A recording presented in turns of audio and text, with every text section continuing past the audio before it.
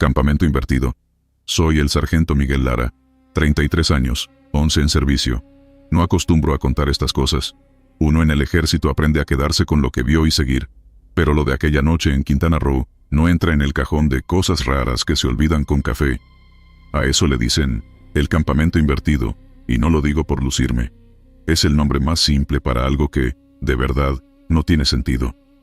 Nos tocó asegurar un tramo selvático cerca de la costa. Calor pegajoso desde las 6 de la mañana, mosquito metido hasta en los oídos, el uniforme pegado al cuerpo como si fuera otra piel. Llevábamos 2 días marchando a paso parejo. Humedad insoportable. La radio chisporroteaba con ese sonido que a uno le da sed de golpe. Encontramos un claro rodeado de ceibas anchas, esas que parecen columnas de iglesia, y decidimos acampar. Lo normal, perímetro, fogata controlada, relevos, nada de luces directas hacia la maleza. Yo me quedé con la primera guardia. Todavía siento el peso del chaleco y el roce de la correa del fusil en el cuello. Hice lo de siempre, revisar sombras, escuchar el bosque, contar los segundos entre cada trino.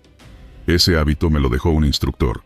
Si algo rompe el ritmo, te levantas, apuntas y respiras. Así estaba cuando lo vi. A unos metros, donde arrancaba la franja de pasto más alto, apareció otro campamento. No como el nuestro, no parecido, el mismo. Las mismas tiendas, la misma fogata, la misma bolsa de lona con la que el cabo Silva siempre se tropieza. Y yo mismo, allá, de pie, con las manos colgando, mirando para acá. Tardé un segundo en entender que algo no cerraba. En ese campamento, las cosas estaban al revés. La fogata ardía con llamas oscuras, como humo encendido. Los muchachos dormían boca abajo con los brazos extendidos a los lados, y mi otro yo llevaba el reloj en la mano derecha. Yo lo uso a la izquierda desde que tengo 12 años. Eso me dio un pinchazo en el estómago. Tragué saliva. Silencio. Cabeza fría, me dije. Me acomodé la gorra, hice una seña corta hacia el perímetro, y esperé escuchar la respuesta del cabo en la sombra. Nada. Respiré lento. Aflojé un poco el cierre del chaleco para no sentir el pecho atrapado. El yo del otro lado levantó la mano y me hizo una seña muy simple, de esas que usamos para cruzar un arroyo. Vente. La hizo con naturalidad, como si supiera que la conozco. Y claro que la conozco. La inventé yo en una práctica hace años. ¿Cómo demonios la sabía? Quise despertar a los otros. Abrí la boca para decir el nombre de Silva, pero no me salió voz. No fue pánico, fue como si la selva me apretara la garganta. Usé la linterna, un toque corto hacia el cielo, y entonces sonó atrás de mí el seguro del fusil del cabo. Mi sargento, lo está viendo. Agradecí que no estuviera soñando yo solo. Le dije que sin ruido, que mantuviera las luces bajas. Apuntamos. Yo conté de nuevo. 1, 2, 3. Y en 4, el otro campamento alzó el brillo de su fogata oscura, y se deshizo como cuando un charco se pisa, y se rompe el reflejo. Nos quedamos quietos un rato largo. Ni grillos, ni ramas. Nada. Solo mi respiración sin ritmo. Cuando volví a sentirme dentro del cuerpo, me di cuenta de que estaba sudando frío. Me quité los guantes un segundo para secarme las manos en el pantalón. Tenía los dedos entumidos, como cuando agarro metal muy frío. En la costa, con 30 grados, temblando de frío. ¿Qué carajos?, pensé. Y sí, lo dije bajito. Dormimos a ratos, por turnos cortos. Al amanecer, caminamos el claro con calma. Encontramos marcas de botas idénticas a las nuestras, con el mismo modelo de suela. Solo que iban en dirección contraria. Donde nosotros entramos, ellos salieron. Donde nosotros nos detuvimos, ellos rodearon. Hubo un momento en que me agaché a ver una huella y me reí, nervioso, porque en la goma quedaba una cortada que yo mismo había hecho con un clavo semanas atrás, la misma. Mi sargento, ¿y si nos están copiando?, dijo Silva, como quien suelta una broma y espera que nadie la tome en serio. No respondí. Decidí mover el campamento un poco más al interior, lejos del claro. No quería quedarme donde ellos sabían que dormimos. Reuní a los 4, les pedí que no inventaran nada de historias para asustar a reclutas. Reconozco que yo mismo estaba buscando una explicación tonta. Espejismo, humo, sueño ligero. Algo. Pero la brújula me dio otro golpe. La aguja empezó a moverse despacio, a girar como cuando la imantas mal, y después se quedó apuntando al sur. Yo había chequeado el rumbo al llegar. El norte estaba claro. marcado por un tronco con musgo. Ahora el norte era el sur. Mi reloj analógico, un Casio que no me falla, marcaba la hora exacta, pero los segundos corrían al revés. Sí, al revés. Lo vi. Lo conté. Lo volví a ver. Lo guardé en el bolsillo como si esconderlo fuera a corregir el mundo. Caminamos 20 minutos siguiendo el borde del claro entre ceibas, machete en mano, marcando el paso con cinta fluorescente en los troncos. Por un momento la selva pareció abrirse. Llegamos a otro hueco entre árboles, más pequeño. Silencio raro, aire pesado, olor a tierra mojada con hierro. Y ahí estaba otra vez, nuestro campamento repetido, clavado al frente, como si hubiéramos dado la vuelta sin darnos cuenta. Me detuve. Me raspé el labio con los dientes, y el sabor metálico me aterrizó. Esto no tiene vuelta de hoja, pensé. El otro campamento nos miraba. Digo, nos miraba, porque sentí eso, una mirada. Mi gemelo. No encuentro mejor palabra, salió de entre las tiendas, con la misma calma que uso cuando no quiero asustar a un novato. Me vio directo. Hizo la misma seña de vente, y sonrió con una mueca rara, como de espejo viejo que deforma la sonrisa por las orillas. No crucé. En lugar de eso, recogí una piedra. Pesaba lo justo. La sentí áspera, tibia por el sol. La lancé al centro del otro claro. La piedra cruzó el aire y, en medio, se frenó como si hubiese pegado contra agua. Un golpe seco, sin eco. Cayó de este lado. Del lado real, por llamarlo así. Al mismo tiempo, del otro lado, mi doble hizo el mismo gesto, pero no lanzó nada. Solo levantó la mano, como si quisiera que yo viera el vacío que él sostenía. Fue cuando noté otro detalle. Su parche con mi nombre estaba al revés. Las letras al revés. Y a mí se me aflojaron las piernas. El cabo quiso hablar, le levanté la mano. No ruido, no gritos. Saqué mi cantimplora, me enjuagué la boca, y me tragué el miedo con agua tibia. Entonces escuchamos pasos detrás, pasos suaves, secos, a ritmo parejo. Volteamos los dos al mismo tiempo. Nadie. Volvimos al frente, y el campamento invertido ya no estaba. Quedó la luz traslúcida de la mañana, y un olor a humo apagado. Nos retiramos al sitio donde habíamos dormido la noche anterior para recoger. Los árboles tenían 2 marcas de cinta fluorescente en el mismo lugar. La nuestra, y otra igual, cortada con el mismo nudo. Les juro que yo hago los nudos siempre igual, por manía. Era mi nudo, pero del otro lado. A mediodía, cuando la cabeza se te nublaba por el calor, juntamos los equipos y seguimos hacia el punto de extracción. No dije, vamos a olvidarlo, pero lo pensé. La mente, cuando se cansa, inventa. Eso me repetía. Como si decirlo muchas veces le quitara filo. Caminamos en columna cerrada. Yo adelante. Silva intercalado. A ratos me tocaba la espalda el extremo del fusil del que venía atrás, y me acomodaba para no perder el ritmo. Fue ahí cuando noté que alguien respiraba a mi oído izquierdo. Cálido, húmedo. «Miguel», dijo. No gritó, no susurró. Lo dijo como si hablara en voz baja para no despertar a nadie. Yo no uso mi nombre de pila en servicio. Casi nadie lo dice. Me frené. Todos se detuvieron. ¿Quién habló? Nadie. Silencio. Alguien tragó saliva. No quise preguntar por segunda vez. Tomamos un descanso corto. Me senté en una piedra plana. Sentí la vibración de mi propio pulso en las botas. Mis manos temblaban un poco. Me las quise esconder para que los otros no notaran. Y entonces vi, a mi costado, una huella nuestra recién hecha hundirse sola, como si un pie invisible la pisara. No lo soñé. La tierra se acomodó hacia abajo, y dejó el dibujo completo. El cabo lo vio también. Lo sé porque soltó un «madre», que se le fue por la nariz en vez de por la boca. Nos paramos todos. Apuntamos al aire. Nada. El sol siguió donde iba. Eso me dio coraje. Sí, coraje. Porque el miedo, si lo dejas, te dobla la espalda. Decidí que, si el bosque quería juego de espejos, íbamos a cambiarle las reglas. Atamos una cuerda larga a un tronco, la pasamos por 2 árboles y la tensamos como línea de vida. De aquí no se suelta nadie, dije. Avanzamos despacio, pegados, una mano siempre agarrada a la cuerda. Cada 50 pasos marcábamos con la navaja un triángulo en la corteza, una marca que nadie más que nosotros sabría leer. A los 200 pasos, encontramos otro triángulo igual, recién tallado, pero apuntando hacia abajo, al revés. Me ardió la nuca. No dije nada. Solo apreté la mandíbula hasta que me dolieron los dientes. La radio, que venía muerta desde la madrugada, estalló en estática. Entre el ruido, se escuchó nuestra propia clave de check-in, la que acabábamos de usar media hora antes, igualita, con el error tonto de Silva al final, cuando siempre confunde un número. No respondas, le dije, y le quité el micrófono con la calma de quien saca una espina de pescado. Lo guardé en mi chaleco y, por primera vez, recé bajito. No un rezo de iglesia, una frase de mi abuelo. Que el camino se enderece bajo los pies, no bajo los ojos. Me salió sola. Volvimos al claro de la ceiba sin quererlo. Era inevitable. Cuando el monte se emperra, te regresa. Pero había algo distinto. En el centro, sobre la tierra apisonada, estaba mi dog tag colgando de su cadena. Lo juro por mi madre. Yo la traía en el cuello. Me la toqué. Estaba.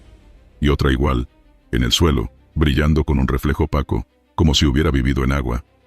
Tenía mis datos, al revés. La tomé con 2 dedos. Pesaba menos. Se sentía fría, pero no helada, fría de sombra.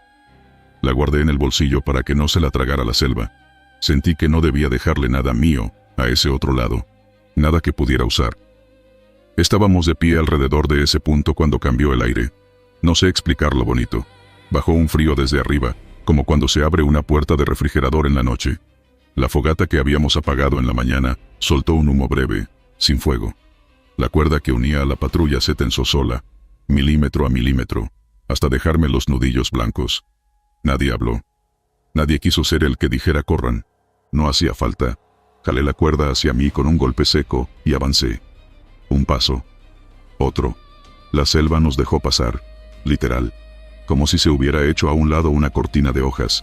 Caminamos así, como si pisáramos vidrio, mirando de reojo por si el espejo se encendía otra vez.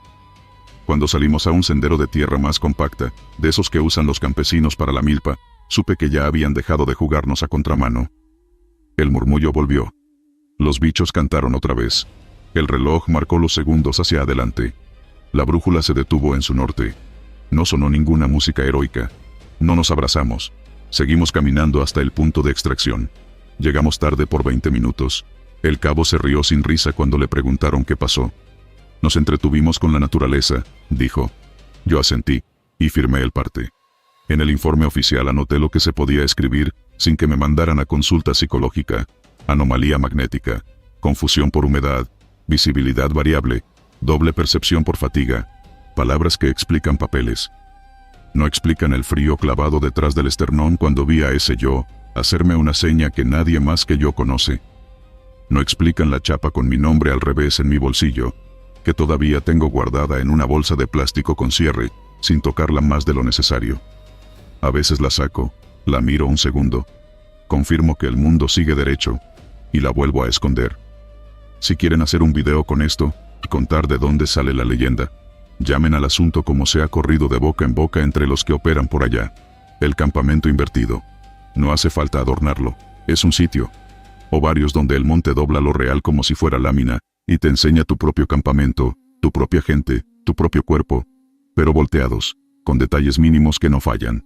Una mueca chueca, el reloj en otra mano, la marca del machete en el lado contrario. Dicen que si cruzas, te quedas del lado torcido, y el que regresa de este lado, es otro. Igualito pero no igual. Yo no crucé, no porque sea valiente, porque me dio miedo que alguien más ocupara mi lugar con mi cara. Mi consejo, por si algún día andan por allá con mochila, con cámara, o con uniforme, si la selva se queda mudita de golpe, y todo parece correcto pero no huele correcto, no te quedes a mirar bonito. Revisa tus cosas, elige un lado de tu cuerpo que sea tu lado, y no lo cambies por nada. El reloj, el parche, la correa, las pequeñas costumbres te amarran a lo que eres. No dejes objetos tirados. No respondas a tu nombre si te lo dicen con tu propia voz detrás del oído. Y si ves una fogata que arde sin luz, mejor da la vuelta. No porque te vaya a salir un monstruo del monte, que va. Ojalá fuera así de fácil. Da la vuelta porque lo más peligroso que puedes encontrarte en la selva, a veces, eres tú mismo. O eso que parece tú, y que no se cansa de invitarte a cruzar. Yo ya dije que no una vez. No sé si tenga una segunda oportunidad.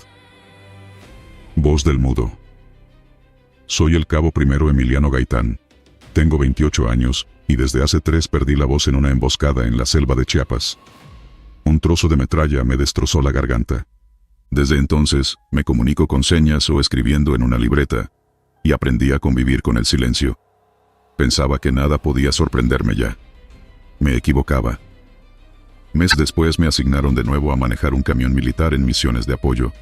Me ofrecí voluntario para los turnos nocturnos, porque prefería la soledad de la carretera. A esas horas, la selva parece dormida, pero uno sabe que está viva, llena de ojos que no se ven. Me gustaba escuchar solo el motor, el canto de los grillos y el golpeteo de la lluvia en el parabrisas. La primera vez que la escuché fue tan sutil que pensé que me lo había imaginado. Una voz, dentro de mi cabeza, clara, tranquila. Frena ahora. Instintivamente pisé el freno y en ese mismo instante un venado cruzó la carretera. Si no me detengo, lo atropello. Me quedé inmóvil, mirando la oscuridad. No había nadie en el asiento del copiloto. No podía haber nadie. Seguí conduciendo, intentando no pensar. Media hora después, de nuevo esa voz. Gira a la izquierda. Giré el volante y evité un bache profundo que habría destrozado las llantas. El corazón me latía tan fuerte que sentía la sangre en los oídos. Pensé, esto no es normal. Pero no podía contárselo a nadie. ¿Cómo? Ni siquiera puedo hablar. Las noches siguientes, la voz volvió. Al principio pensé que era mi mente jugando conmigo. Tal vez tanto silencio, tantas horas solo, me estaban volviendo loco. Pero la voz no era como un pensamiento. Era distinta. Tenía tono, cadencia. Respiraba entre palabras. Se dirigía a mí como si me conociera. Con el tiempo, me acostumbré. Empecé a responderle con el claxon. 2 toques para sí, 1 para no. Un código improvisado. No sé cuándo empezó, pero poco a poco sentí menos miedo.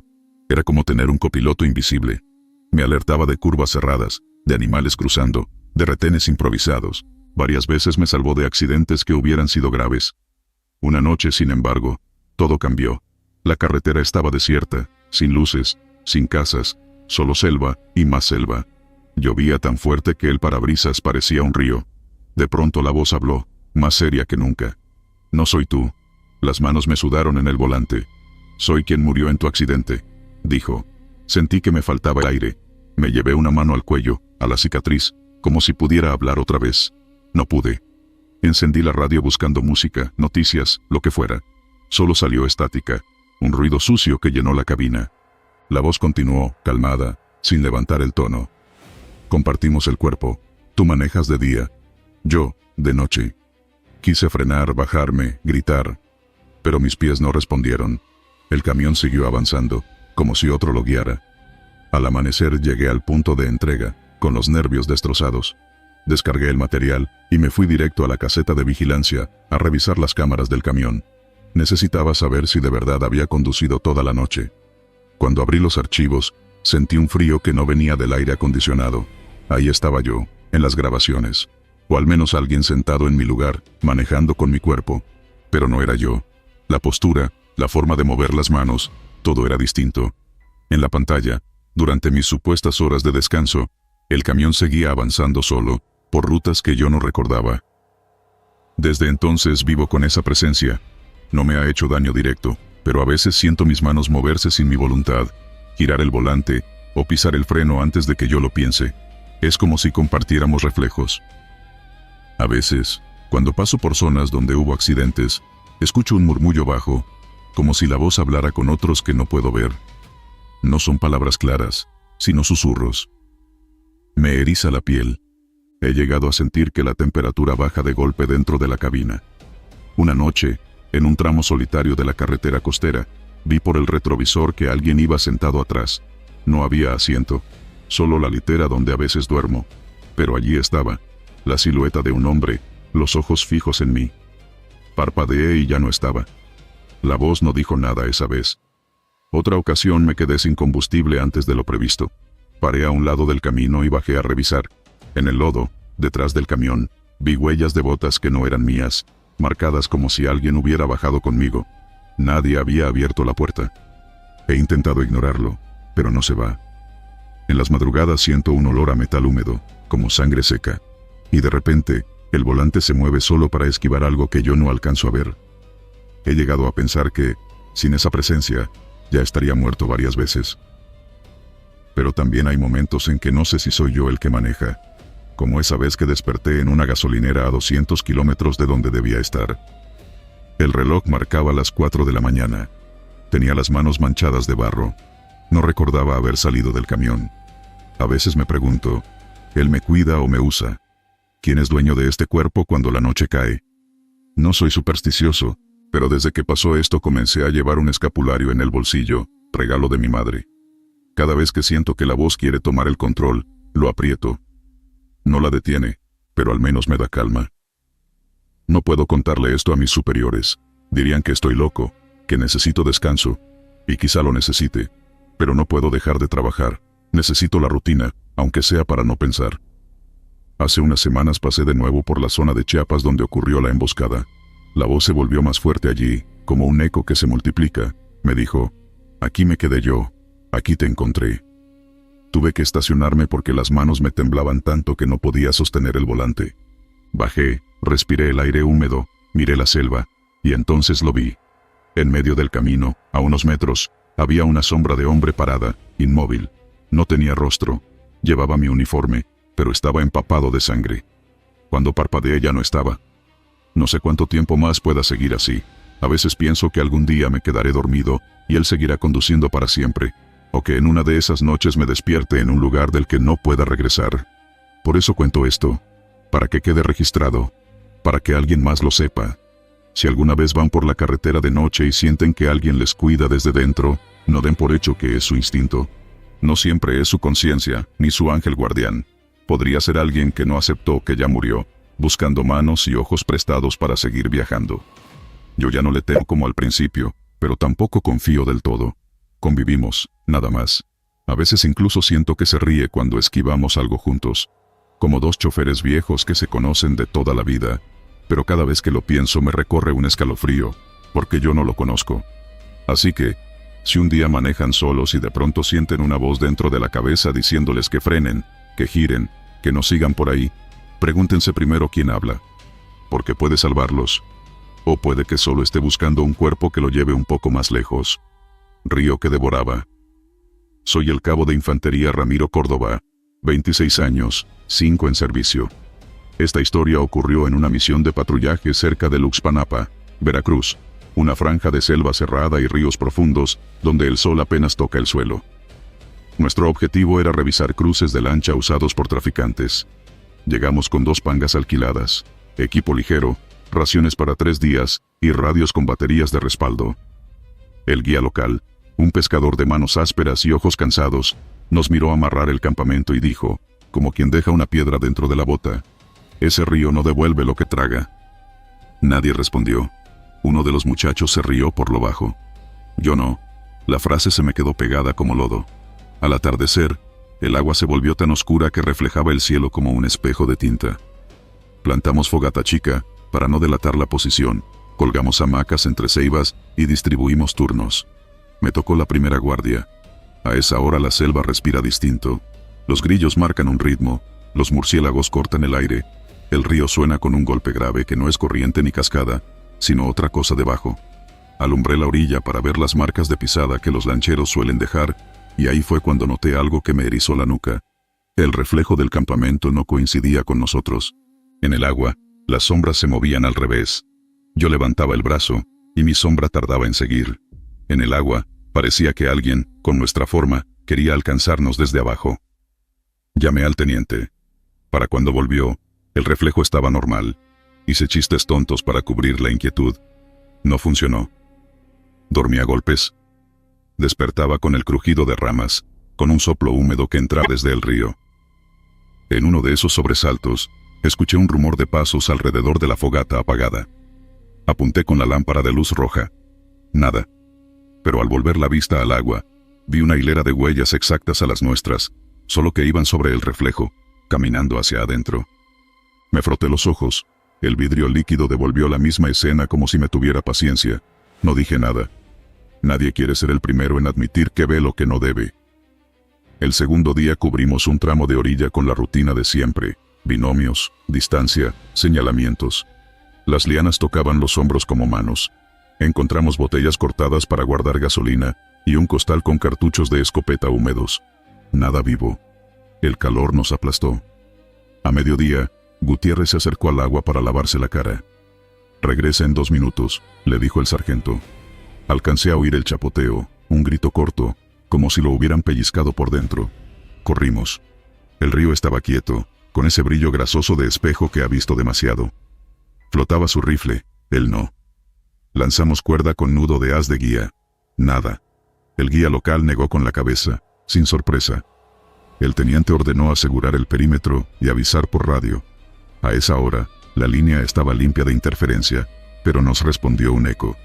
Una voz débil, como de radio viejo, repitiendo nuestra señal. Águila 1, 1, 1. Apagamos y encendimos. Silencio. Amaneció con una neblina baja que nos llegaba a las rodillas. Trajeron 2 buzos locales que no hacían preguntas. Se amarraron plomos en la cintura, mordieron la boquilla y se hundieron en un agua que no dejaba ver el brazo. El río hizo un sonido grave, casi satisfecho. Esperamos sin hablar. El primer buzo emergió pálido, mirando un punto encima de nosotros. «Está parado», dijo, huyendo de nuestro entendimiento. De pie, como si caminara abajo. Bajó el segundo. Tardó. Cuando al fin soltamos la cuerda de rescate, pesaba de una manera rara, ni muerto ni vivo, una carga que empuja hacia abajo y hacia atrás. Sacamos el cuerpo de Gutiérrez. Tenía barro en los ojos y las manos cerradas, como si abrazara algo invisible. El médico revisó. Sin signos. El guía formuló la frase que nadie quería oír. Se fue con las sombras. Enterramos a Gutiérrez a pocos metros, tierra alta, marcando coordenadas para la recuperación. Mientras cavábamos, la neblina se partía en hélices, como si girara sobre su propio eje arriba del río. Yo volteé al agua porque la sensación en la espalda, esa sensación de que te llaman por tu nombre sin voz, me jalaba como cordel. En el reflejo del río, nuestro campamento seguía de noche. Las sombras de todos nosotros estaban quietas, mirando hacia el agua, aunque ya era tarde y el sol pinchaba la piel. En el reflejo, el hoyo de la tumba se cerraba solo. Escupí la tierra que me cayó en la boca y no dije nada. El teniente dio la orden de recoger y evacuar. Nadie discutió. Las pangas estaban listas, motores cebados. El sargento revisó por última vez la orilla. Encontró algo que no debió estar ahí. Huellas nuestras entrando al agua, paralelas, todas con la punta del pie hacia el río. Eran frescas, pero nuestros borceguíes estaban limpios. Era como si alguien nos hubiese probado, paso a paso, en otro lado. Cuando el sargento volvió a mirar, el agua se tragó las marcas sin ola, como si la piel del río respirara profundo. El motor tosió y se apagó. Probamos con la otra panga. Igual. Las radios tiraban ruido, pero si pegabas bien la bocina al oído, se escuchaba un murmullo contando. No números, sino golpes, como si contaran con piedras. El guía local sacó una bolsa de yute con ofrendas, velas, hojas, una pulsera de hilo. Las puso en la orilla. «No molestar al espejo», dijo. «El espejo se cobra con calma». El teniente no quiso rituales. Un militar no negocia con sombras. Yo tampoco creo, pero el cuerpo reciente de Gutiérrez pesaba detrás de los ojos. El guía prendió una vela. La flama se inclinó hacia el agua como si el aire la succionara. Un niño lloró del otro lado de la selva. Corrimos hacia el sonido. No había nadie. Solo un zapato pequeño, mojado, boca arriba, como un pez inútil. El sargento lo levantó y lo dejó donde estaba. La selva nos hubiera mordido si hacíamos otra cosa. Regresamos a la orilla. Los reflejos iban por su cuenta. En el agua, nuestras sombras ya estaban subidas a las pangas, quietas, esperándonos. El teniente ordenó empujar a mano siguiendo la corriente lenta hasta el recodo. Hicimos fuerza. Los cascos de aluminio raspaban piedras que no estaban ahí un segundo antes. Entre todos movimos la primera panga unos metros. El río, detrás, se cerró como párpado. Cuando por fin un motor agarró, lo hizo con un quejido largo. Avanzamos pegados a la margen, cada uno mirando su ángulo, con esa apertura de ojos que da el miedo. Un tronco flotante nos cortó el paso. Parecía madera común, pero al tocarlo con la pértiga, la punta se hundió como en carne blanda y regresó manchada de lodo que olía a hierro. Dimos vuelta. Las sombras en el agua ahora remaban hacia nosotros. Paramos en un claro con postes podridos, restos de un embarcadero viejo. Allí había cruces hechas de palos clavadas en la barranca, sin nombre, solo trapos atados que el viento hacía chasquear. El guía dijo que ahí la gente pagaba el paso cuando el río no estaba de humor. No sonreí. Saqué el paquete de Gutiérrez, la medalla de su hija, un dibujo en papel grasoso, un mechón envuelto en plástico. El sargento me miró. «No te metas en eso», dijo. «Esto no está en el manual». Tal vez no, pero yo ya tenía el peso del río metido en el pecho. Dejé la medalla en el poste más firme y arranqué un trozo de mi cordón para amarrarla. El agua hizo ese sonido grave otra vez, como cuando algo grande se acomoda en la oscuridad. Nos dividimos para buscar un paso alterno. Yo fui con el soldado Vera por una vereda que olía a hojas podridas. El suelo se sentía esponjoso, como si camináramos sobre colchones viejos. Encontramos, entre ramas, restos de una canoa con marcas de uñas en el borde, surcos paralelos, como si alguien se hubiera querido quedar. A un lado, un espejo de mano sin vidrio, solo el marco. Lo levanté. El marco estaba frío. En el hueco, el río se asomó desde donde el vidrio ya no existía. Lo aventé de vuelta. Al volver a la orilla, todos miraban el agua sin hablar. En el reflejo, éramos más. Estábamos nosotros. Y detrás, pegadas al hombro, versiones nuestras con los ojos cerrados, la boca semiabierta, como gente dormida de pie bajo el agua. Mi sombra tenía un hilo de algas saliéndole de la comisura. El teniente se hartó. «Nos vamos, carajo». Ordenó subir y empujar con motor abierto, incluso si golpeábamos lo que fuera. Él tomó el timón. El sargento y yo hicimos palanca con las pértigas. La panga brincó una línea de agua más oscura. Se sintió como pasar un alambre tenso con el estómago. Del otro lado, la corriente cambió de dirección con un chasquido bajo. Empezamos a avanzar. Detrás, el río dibujó un remolino del tamaño de una cancha. En su centro, por fin lo vimos claro. No era un hueco. Era un ojo sin párpado, un círculo más negro que lo negro, mirando hacia arriba, hacia nosotros, con paciencia de pozo viejo. Vera se persignó. Nadie lo molestó. Avanzamos en silencio, orejas abiertas, ojos clavados en la margen. A la mitad del recodo, las voces empezaron a salir de la radio como susurros. «Ramiro, no te vayas». Era la voz de Gutiérrez, pero con el tono del guía, una mezcla imposible que sabía de todos. Apagué la radio. El murmullo siguió, ahora desde el agua, como si alguien hablara debajo con la boca llena. El teniente gritó que mantuviéramos rumbo. El guía, sin pedir permiso, dejó caer al río la pulsera de hilo y 3 hojas dobladas. El murmullo se cortó. No me sentí agradecido. Me sentí observado, como si al fin hubieran aprendido nuestros nombres. La segunda panga venía atrás, más pesada por el equipo. La vimos quedarse. El motor rugía, pero avanzaba a tirones, como si una cuerda invisible la jalara hacia el centro. El sargento pidió fuego de cobertura a nada, solo por tener un gatillo que apretar. No hubo disparos. En la segunda panga, el soldado que iba en proa se quedó mirando fijo el agua. Le gritaron por su apellido. No respondió. Yo vi, con esa claridad que duele, cómo su reflejo en el río sonreía despacio mientras él seguía serio arriba. El reflejo levantó la mano y tocó el agua desde abajo. La superficie se abombó hacia arriba como una membrana. El soldado dio un paso adelante, como hipnotizado, y yo le grité con lo que me quedaba en la garganta. El guía lanzó la pértiga y le pegó en el pecho. Cayó hacia atrás. La panga brincó. El reflejo se disolvió como tinta en aceite. Cuando salimos del tramo maldito, el aire cambió. Volvieron los grillos. Las hojas se movieron con viento real, no con ese aliento húmedo del río. Los motores trabajaron sin quejarse. Atracamos en un claro ancho, donde la orilla no devolvía nada más que luz de sol. Contamos equipo, contamos hombres. Faltaba uno que no regresó en la segunda panga. No diré su nombre. Lo apuntamos en la bitácora con la palabra que nadie quiere firmar: desaparecido. El guía se sentó en cuclillas, mirando el agua limpia como si fuera mentira. Ya no volteen, dijo. Obedecimos con gusto. El traslado de vuelta fue largo y en tierra. Nadie habló del ojo sin párpado. Nadie dijo la palabra fantasma. En el puesto de mando, al entregar reporte, el teniente escribió lo único posible: caída accidental al agua, extracción parcial, un desaparecido, una baja. El acta no olía a hierro ni a lodo. Era papel seco. A la noche, en la litera, intenté dormir. No pude. Me levanté para tomar agua. En el lavamanos del cuartel, el brillo del grifo me devolvió por un segundo un reflejo que no era el mío. El mismo rostro, pero con los ojos cerrados y una tira de algas colgando de la boca. Pestañeé. Volví a ser yo. Lloré en silencio, con la certeza de que el río me había aprendido. No he vuelto a Luxpanapa. En los mapas, el tramo donde estuvimos luce como siempre. Curvas, corrientes lentas, nombres de rancherías, puntos sin historia. Para nosotros, ese trozo quedó con una marca sin tinta. Aprendí a no confiar en el espejo del agua. Aprendí a no mirar demasiado cuando el río se queda callado, porque a veces ese silencio es una pregunta.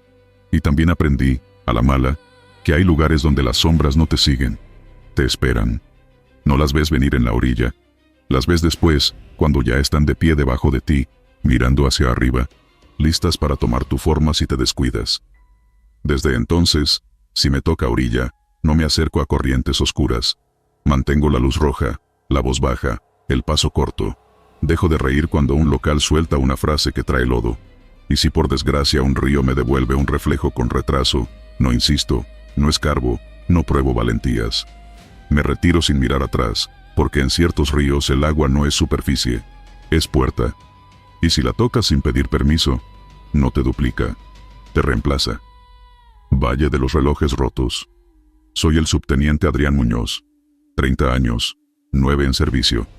No vengo a asustar a nadie ni a vender una historia, solo a dejar constancia de algo que me pasó en la Sierra Alta de Oaxaca, y que, si me preguntan, explica de dónde salió esa leyenda del valle donde el tiempo se avería. A mí me tocó verlo, olerlo, sentirlo en la piel.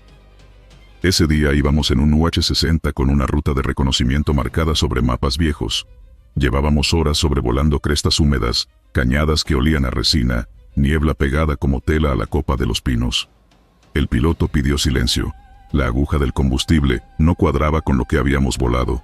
Nada grave en teoría, pero la nubazón nos cerró el paso de golpe, como una cortina de algodón sucio. Aterrizaje preventivo, dijo por radio. Ni uno protestó. Buscamos un claro, un óvalo de pasto aplastado entre troncos retorcidos. Entramos despacio, patines al suelo, motor aún vibrando el estómago. Desde que mis botas tocan tierra me di cuenta de que había algo torcido. El aire olía a moneda chupada, a tormenta sin rayos. Levanté la muñeca por costumbre. El reloj estaba muerto, sin tic, sin segundo barrido. Un círculo mudo. ¿Alguien tiene hora?, pregunté.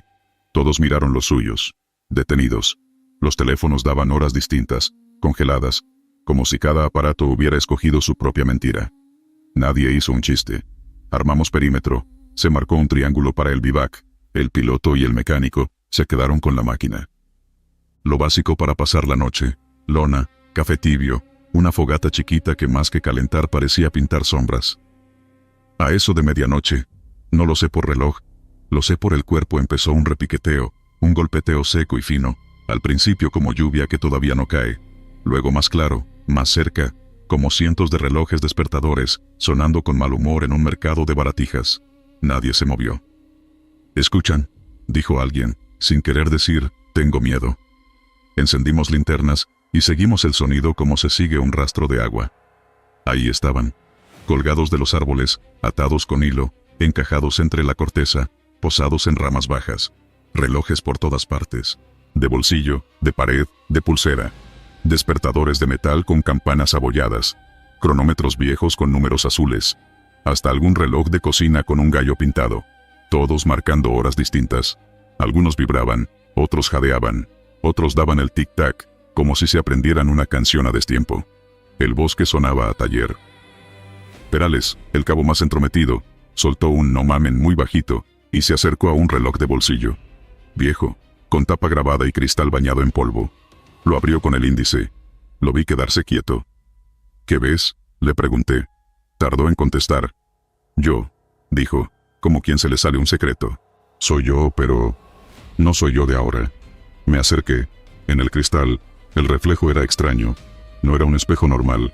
Era como verse en agua de olla. Te devolvía, pero no te obedecía. Un segundo después, el segundero patinó, se detuvo, y Perales cayó de rodillas. No se desmayó del todo, pero algo se le desconectó. Los ojos abiertos, el cuerpo pesado. «Respira», dijo el sanitario. Sí, respiraba. El corazón latía, pero lento, tropiezos raros, como si su pecho llevara otro ritmo. Lo arrastramos de vuelta al campamento. Le hablé al oído sin preguntarme por qué. «Perales», Aquí, ahora, soy yo. Nada. Le puse mi mano en la nuca, sentí calor. No frío de muerte, no vacío. Calor, pero con un tempo que no nos pertenecía. A cada latido había una especie de eco, un golpe chiquito desfasado, como cuando dos metrónomos intentan ponerse de acuerdo. Qué ganas de mirar otra vez los relojes del árbol, pero me forcé a quedarme junto a él. Hay que aguantar hasta amanecer, dijo el teniente. Quise discutir. No hubo discusión. La noche no solo hizo ruido, hizo trucos. A ratos, el repiqueteo se alejaba, y en su lugar se oía un clic único, insistente, como el de un interruptor que alguien prendía y apagaba sin descanso en algún lado. Cuando apuntabas la luz, el clic se movía, se escondía, reaparecía detrás de ti. Nos pusimos nerviosos. Sí, ni héroes ni nada. Gente con sueño, con frío, con algo raro metiéndose por debajo de la piel. Y la niebla, que al caer había sido muda, empezó a arrastrarse con la mala educación de quien te empuja el hombro para pasar. Por un rato, me inventé una explicación para no perder la cabeza. Un loco vivió aquí, y colgó su colección. Quizá un relojero de pueblo que coleccionaba basura. Una broma pesada, una instalación artística de montaña. Ya. Me obligué a tragar saliva como si me tragara mi propia historia. Pero entonces, empezaron las coincidencias, que no eran coincidencia. Encontré un reloj de pulsera muy parecido al que me regaló mi madre cuando salí de la escuela militar. Misma marca, mismo rayón en el bisel, misma grieta en la correa. No el mío. El mío iba en mi muñeca, muerto. Colgado de una rama baja, marcaba 12 y 7 y tenía una línea de sudor seco en la parte de dentro. Lo levanté con la punta del fusil para no tocarlo. Sentí un pinchazo en la muñeca izquierda, justo en el hueco donde apoya el reloj. Fue pequeño, pero real. No lo agarres, dijo el sanitario, como si me hubiera leído el latido. La segunda coincidencia fue para el piloto. Lo escuché decir que no le había escuchado ni en tormentas. Encontró un despertador casi idéntico al de su abuela, con un paisaje de playa pintado. Ese mismo sonaba cuando iba a la primaria, murmuró. Y sonó. Lo juro. No con fuerza, no como en la cocina de una casa, sino como si una memoria entera aprendiera a sonar dentro del metal. Tragué café frío, y supe que ya no estaba yo inventando nada para calmarme. Aquello nos estaba devolviendo pedazos. Propios. Ajeno, pero propio. Me dio asco pensar en la palabra recuerdos, así que no la pensaba. Caminábamos en círculos, y los relojes nos iban reconociendo. Perales seguía con los ojos abiertos, agarrado a un pulso que no era nuestro. Lo tapé con una manta. Le hablé de cosas banales, del olor del diésel al amanecer, del pan caliente en la gasolinera de Tuxtepec, del calor que se pega en la espalda cuando te subes a una patrulla con el chaleco mojado de sudor. Le dije que si me estaba oyendo hiciera cualquier cosa, un gesto, un parpadeo lento. Nada. Pero su respiración se acomodó. Lo anoté mentalmente. Se acomoda si le hablas de lo cotidiano. No soy médico, pero soy terco. En algún momento, otra vez el cuerpo como único reloj, la niebla se abrió un poco y vimos, del otro lado del claro, una hilera de postes de madera con alambre arriba y unas cajas clavadas. Me acerqué con otro cabo, con linterna baja. Eran cajas de vidrio como vitrinas pequeñas, sin puertas, y dentro, acomodadas como si fueran santos de altar, había fotos en blanco y negro, peines, llaves, medallas, y, en cada una, un reloj, a veces de bolsillo, a veces de pared, a veces uno minúsculo de dama. Debajo, tallado en la madera con navaja, nombres. Raro. Casi todos eran apodos. La Güera, El Chato, Nacha, Roque. Y fechas. Muchas fechas repetidas. 3/17. 3/17. 3/17. El número clavado una y otra vez, como si alguien tuviera prisa por acordarse de lo mismo. Un zumbido me apretó el oído. Me ardían las manos sin razón. No sé en qué segundo exacto, sería ironía querer precisarlo, pero supe que ese lugar no guardaba relojes, guardaba recortes de tiempo que a alguien se le cayeron, como cuando se te vacía el bolsillo y los centavos se van al rincón bajo el mueble. Aquí el rincón era el valle. Lo que se caía no eran monedas, eran minutos, horas, segundos con nombre y apodo. Lo supe, y se me encogió el estómago como antes de saltar de la cuerda en el adiestramiento. Nos vamos al amanecer, dijo el teniente. Nadie lo discutió. Nos turnamos para las guardias. Yo me quedé con Perales, la niebla me mojaba la cara y el repiqueteo seguía, pero de vez en cuando, entre todos los tics, se metía un silencio corto, absoluto, como el apagón de un estadio. Ahí me entraba el pánico, no con gritos, no con drama, sino con una sobriedad que asusta. Si el tiempo también respira, aquí estaba conteniendo el aliento. No me pregunten por qué, pero tuve la necesidad de hacer algo que mi abuelo hacía cuando se le paraba su reloj de cuerda, darle cuerda sin tocarlo. Me acerqué a un reloj colgado, uno con números romanos y una grieta en el cristal. Lo miré como se mira a un perro asustado. No te voy a tocar, pensé. Le hablé en voz baja, que me dio vergüenza que me oyera el resto. Si alguien te dejó aquí, no fue por maldad, fue porque se le cayó el minuto. Yo no vengo a robar ni a arreglar nada, solo a pasar. Me sentí ridículo y al mismo tiempo, me respiró el pecho. No sé explicarlo mejor. Retrocedí y me senté junto a Perales. Fue ahí que escuché, detrás de mí, un clic distinto. Un solo reloj acomodó su paso. Un tic-tac parejo, antiguo, como si un abuelo hubiera encontrado su ritmo. Sentí que la noche me devolvía 1 centímetro de cuello. Apenas los pinos dejaron ver luz, el piloto probó la radio. Chisporroteó, dijo negativo, movió la antena, volvió a probar. Esta vez entró una voz limpia. ¿Muñoz? ¿Copian? Contestamos todos, incluso Perales, que no habló pero giró la cabeza hacia el aparato como quien huele pan. En menos de 15 minutos estábamos cargando. El mecánico soltó el seguro como quien le quita una espina al pie a su hijo. Al despegar, el valle estaba igual, nada de fuegos fatuos ni brillos místicos, solo verde y niebla, y ese olor a metal mojado. Y entonces, en el aire, sucedió lo que me hizo creer de veras que no había sido un sueño de cansancio. Los relojes, los muertos de la muñeca, los teléfonos tercos arrancaron al mismo tiempo, como si alguien hubiera apretado un botón universal. Todos marcaron la misma hora, 3:17 de la mañana. No eran las 3:17. El sol estaba arriba de las cuchillas de pino, la sombra tenía filo de mañana limpia, pero los aparatos no discutían. 3:17. El momento en que bajamos a ese valle, el momento en que, sin saberlo, le regalamos al lugar una marca más con nuestra pisada. Perales despertó por completo ya en vuelo, con una tos seca. Se llevó la mano al pecho. «Me perdí algo, ¿verdad?», dijo. «Sí», le contesté, y le ofrecí agua.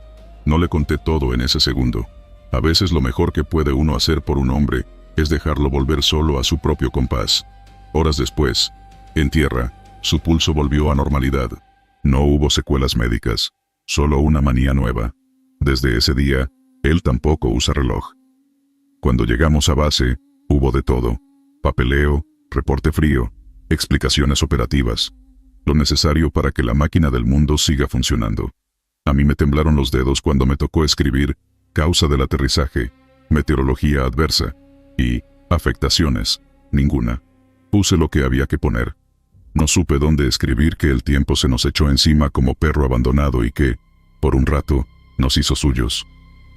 Semanas después, por curiosidad y por necedad, busqué en pláticas de pueblo, en cocinas de paso, en radios de camioneta. Pregunté sin decir que había estado. ¿Ha oído algo de un valle donde los relojes se paran?, decía casual. Y más de uno asentó, como quien confirma que la lluvia moja. Un señor con manos de mecánico me dijo en una fonda de Ixtlán: «Ah, el valle de los relojes rotos. No es tan lejos de aquí. Dice la gente que por ahí los abuelos perdieron la hora en un temblor, y que la sierra, que es celosa, no suelta nada de lo que agarra». Otra señora, envolviendo tamales, agregó: «Mi tío pasó por ahí en los 70. Su reloj marcó siempre la misma hora después. Lo guardó porque dijo que si lo botaba, se le botaban los recuerdos». No sé si el temblor que mencionan coincide con alguno de los que conocemos. No fui a comprobarlo. A veces confirmar destruye, y lo que pasó no necesita pruebas para quedarse. Para el video lo diré así, sin vestirlo de palabras rebuscadas. Ese día caímos en un valle donde los relojes no mueren, se estacionan. No para siempre, no igual, pero se quedan ahí como mariposas clavadas. Cada reloj trae la hora en que a alguien se le cayó un pedazo de vida, la salida de una casa, un último abrazo, una pelea tonta, una llamada no contestada. Allá, el tiempo no avanza.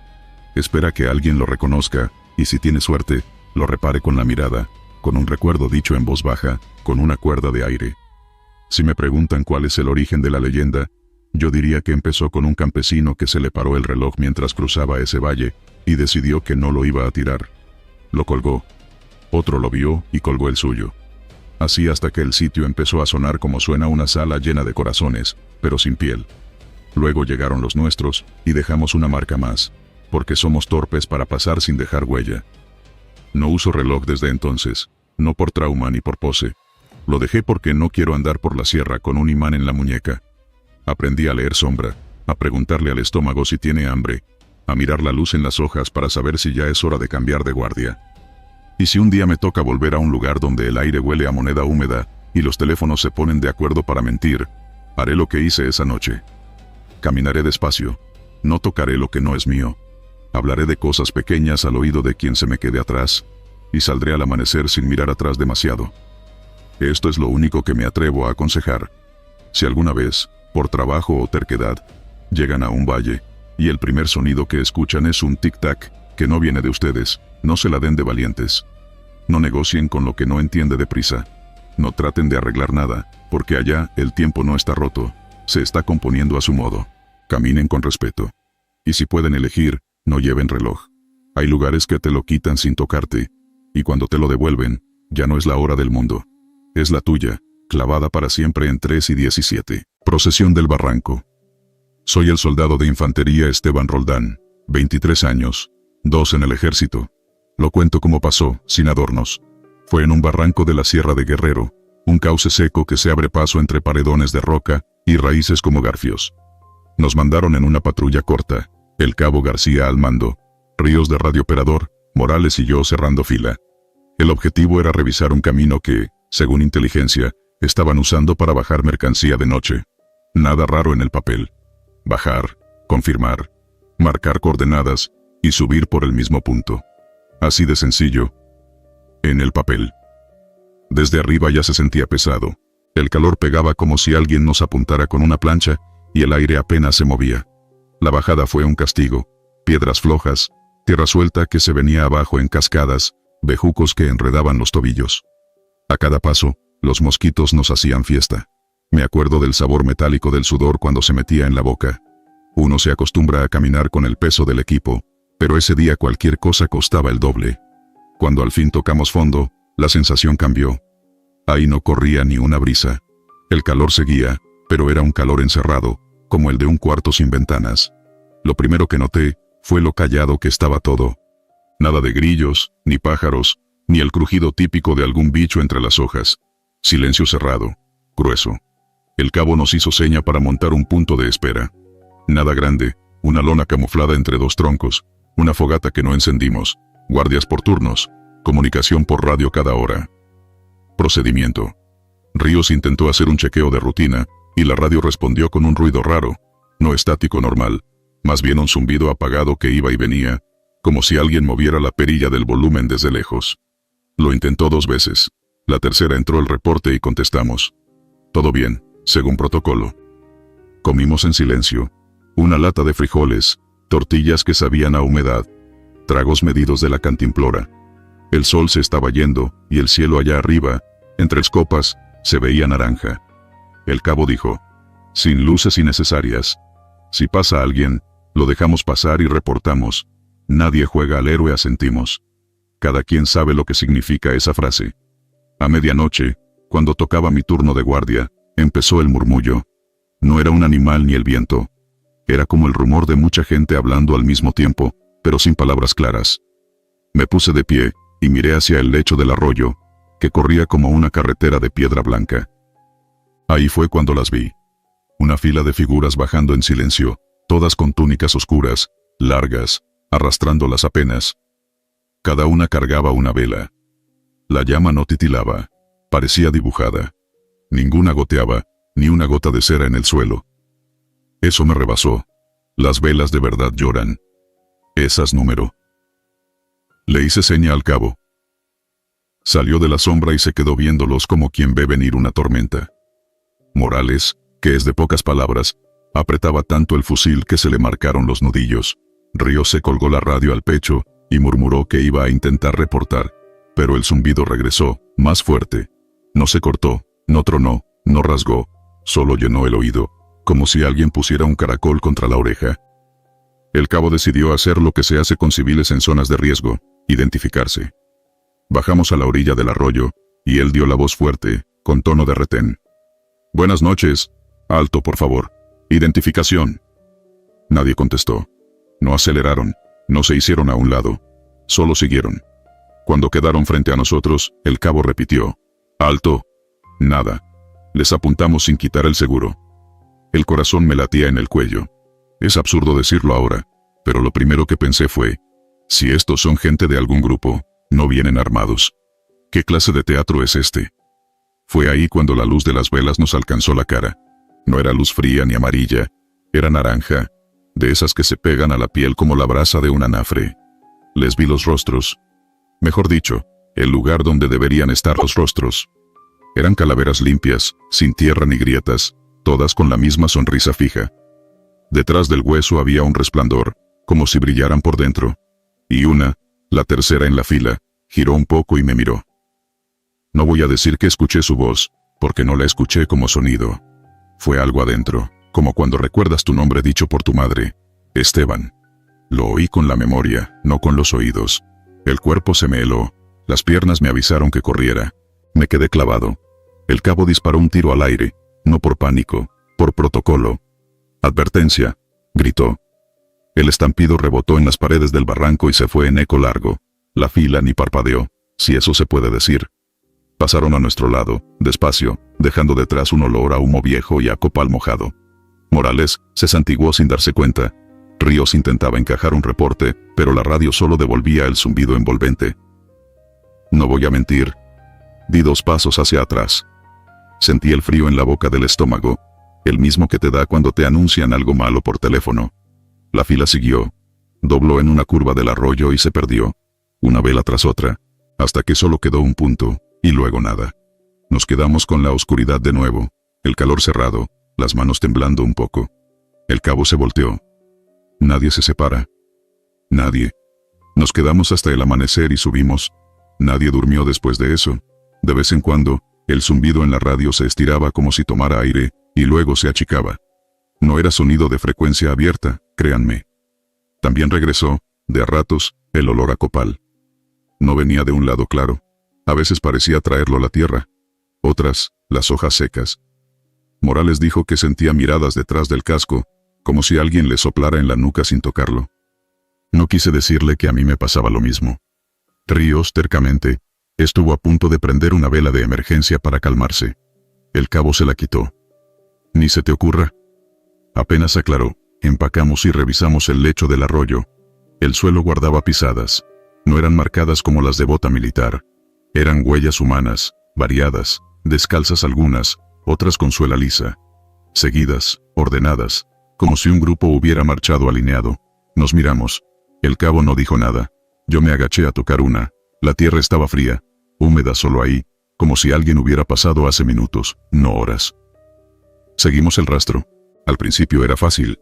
Luego, de la nada, se hacía borroso, y volvía a definirse 20 metros adelante. En una curva encontramos un manchón de hollín pegado a una roca, con forma de mano extendida. No era dibujo. Era como si una mano caliente se hubiera apoyado allí y se hubiera quedado marcada. Intenté limpiarlo con la manga. No salió. En el mismo punto, una de esas velas imposibles habría dejado rastros si fuera vela. Nada. Piedra limpia, salvo por la mano de carbón.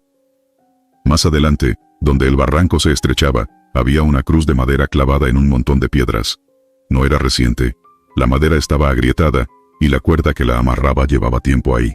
A sus pies descansaban 2 latas oxidadas, un pañuelo descolorido, y un vaso roto. No sé quién puso eso ni cuándo. No tenía nombre, ni fecha. El cabo anotó en su libreta: Cruz, ofrenda vieja. Alrededor, el silencio seguía sin vida. Es feo decirlo, pero a uno le empieza a gustar el ruido cuando todo calla así. Nos alcanzó el sol bien arriba cuando dimos por concluida la inspección. En el reporte, el cabo escribió lo que debía. Actividad sospechosa, grupo de encapuchados sin identificación, sin contacto, sin armas visibles. Huellas humanas en el cauce. Se recomienda segundo patrullaje con apoyo. Entregamos al llegar. Nadie nos hizo demasiadas preguntas. Allá, donde se reciben decenas de reportes por semana, algunos casos pasan como cosas del monte. Pero no acabó para nosotros. Esa misma noche, de regreso en el destacamento, me costó dormir. Cerraba los ojos, y me venía el calor del barranco y la fila desfilando sin ruido. Despertaba con la sensación de que alguien decía mi nombre desde adentro. A los 3 días, cuando el sol se iba, el patio del cuartel tuvo por un momento el mismo olor a copal. Me senté en la litera a mirar el piso. Le conté a Morales. Me dijo que él había visto a una señora en el mercado con una vela que tampoco goteaba, y que prefirió cambiar de calle. Nos reímos, porque somos así, pero él me lo dijo sin broma. No te rías mucho, Roldán. No siempre es la imaginación. Unas semanas después, mientras hacíamos instrucción, se acercó un viejo de la zona que trabaja de topógrafo. Nos oyó hablar del barranco, y se metió en la charla con esa confianza de gente de sierra. Dijo que por esos lados la gente mayor habla de una procesión que baja por los cauces secos cuando no hay agua. La procesión del barranco, así llaman. Que son ánimas, no de panteón, sino de camino. Las de los que murieron entre cerros, sin misa ni nombre. Que bajan con sus velas a verse entre ellos, a contarse que todavía están, que no los han olvidado. Al cabo no le gustó el tema, pero lo escuchó completo. El viejo terminó con un consejo. Si los encuentran, no los toquen. No les cruces el paso. Y no les pidas nada. Todo lo que conceden, lo cobran. Quisiera decir que no le di importancia. Que me reí. Que al otro día se me pasó. Number. No se pasa. No es que uno quede asustado siempre, tampoco. Es otra cosa. Se te abre un hueco donde antes no había nada. Un hueco de preguntas. ¿Quién les enseñó a prender velas que no se apagan? ¿Por qué me dijeron por mi nombre sin hablarme? ¿De dónde viene ese frío que te cala en un lugar que no es el cuerpo? He pensado en la explicación fácil. Que era gente de algún grupo haciendo su propio teatro para espantarnos, rituales para marcar territorio, cosas así. La mente agradece cuando uno le da un clavo donde colgar las cosas raras. Pero entonces recuerdo las calaveras iluminadas desde adentro, y las velas sin cera, y el zumbido de la radio que no era radio, y la mano negra en la piedra, y las huellas que estaban húmedas solo ahí, en pleno secarral. Y me quedo callado. Por eso lo cuento completo, sin recortes. Para el que trabaja de noche en la sierra, para el que camina cauces secos, para el que cree que solo hay hombres armados y caminos. Hay algo más. No digo que te vaya a pasar si bajas a ese barranco, ni que te va a llamar por tu nombre una calavera con fuego adentro. Digo que hay lugares donde el silencio pesa como un techo, y las cosas se mueven con reglas que no pusimos nosotros. Si alguna vez te toca acampar en un cauce así, y, ya entrada la noche, escuchas ese rumor de mucha gente caminando junta. No voces claras, no cantos, solo el movimiento de pasos que no suenan. No prendas luces, no grites, no intentes hacerte notar. Hazte a un lado del camino. Deja que pasen. No cruces su fila ni trates de contarlos. No apuntes la lámpara directo a las caras. Y si sientes que te llaman por tu nombre desde un lugar donde no hay boca, recuerda que no todo lo que te nombra quiere encontrarte. En el informe quedó, actividad sospechosa de civiles encapuchados. Eso dice el papel. Yo, Esteban Roldán, digo otra cosa. Hay una procesión que baja de vez en cuando por ese barranco, cargando a los suyos, caminando despacio, como si no tuvieran prisa por llegar. No son de aquí ni de allá. Si te los topas, déjalos pasar. Porque hay rutas donde el peaje no se paga con dinero, y uno no quiere saber cuál es el precio cuando el cobrador trae una vela que no se derrite. Altar. Soy el teniente Julián Navarro, 30 años, 8 en servicio. Esto pasó en la selva de Chiapas, en un tramo de vereda que casi nadie pisa, cerca de una línea de arroyos que se pierden entre ceibas y zapotes. Nos mandaron a revisar reportes de un campamento clandestino, nada fuera de lo común. Restos de fogatas, costales de maíz robado, tal vez una choza con tambos de diésel. Íbamos 4, yo, el cabo Lozano, el soldado Medina y el operador de radio, Ramos. El aire estaba pesado como cobija mojada, y con cada paso, las botas se hundían hasta el tobillo en un lodo tibio que olía a hoja podrida. Moscos por todas partes, uno se los quitaba de la cara con manotazos, y ahí seguían, tercos, picando donde encontraban piel. Al principio el monte sonaba normal. Chachalacas, grillos, el chasquido de algo que se movía rápido entre la maleza. Pero conforme cayó la tarde el ruido se apagó. No es que bajara, se apagó. Como si alguien hubiera bajado el volumen de golpe. Lo noté cuando íbamos cruzando un claro con piedras grandes y raíces al aire. Dije, escuchen. Y todos se quedaron quietos. Nada. Ni un pájaro. Solo nuestra respiración y la gotera del sudor cayendo de la visera al suelo. Seguimos avanzando con cuidado. La vereda se estrechó hasta ser un hilo. Y de pronto apareció eso. Una estructura baja, casi pegada al piso, hecha de piedras acomodadas una sobre otra, cubiertas por musgo viejo. Era como una mesa tosca que alguien hubiera armado hace mucho. Alrededor, restos de velas negras derretidas, frascos de vidrio con líquidos ya opacos, pedazos de tela tendidos como trapos de cocina quemados. No era un montón de rocas nomás. Se sentía que alguien lo había puesto así por un motivo. A mí me dio un escalofrío que no se me fue en todo el rato. Lozano, como siempre, quiso romper la tensión con chiste. Supersticiones de rancho, dijo, y tocó una de las piedras con la culata del fusil, apenas un golpecito. Ese sonido no rebotó como un toque en roca. Se quedó prendido en el aire, como si lo chupara la tierra.